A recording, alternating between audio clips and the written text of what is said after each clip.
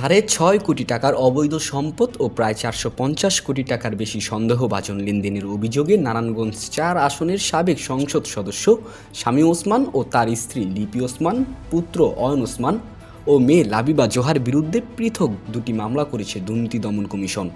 অবৈধ সম্পদের প্রমাণ পাওয়ায় এই নোটিশ জারি করা হয়েছে।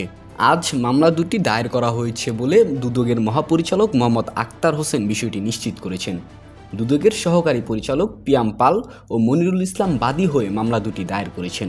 মামলার এজাহার সূত্রে জানা যায়, আওয়ামী লীগ নেতা শামীম ওসমান পাবলিক সার্ভেন্ট হিসেবে দায়িত্ব পালনকালে ক্ষমতার অপব্যবহার করে অসৎ উদ্দেশ্যে জ্ঞাত আয়ের উৎসবিহীন ৬,৬৭,৫৩,৬89 টাকার সম্পদের মালিক হন এবং তা ভোগ দখলে রাখেন।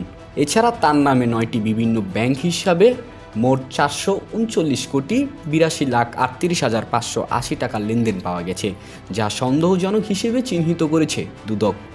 অন্যদিকে তার স্ত্রী সালমা ওসমানের বিরুদ্ধেও জ্ঞাত আয় বহির্ভূত ৩,৯,৭৫,৭৫ টাকার সম্পদ অর্জনের প্রমাণ পাওয়া গেছে। এছাড়া ব্যাংক হিসাবে থাকা ২৪,৬৬,৮৯,১৩১ টাকার সন্দেহভাজন লেনদেনের প্রমাণ মিলেছে, যে কারণে তার বিরুদ্ধে অপর মামলাটি দায়ের করা হয়েছে। উজ্জীবিত বাংলাদেশ, নারায়ণগঞ্জ।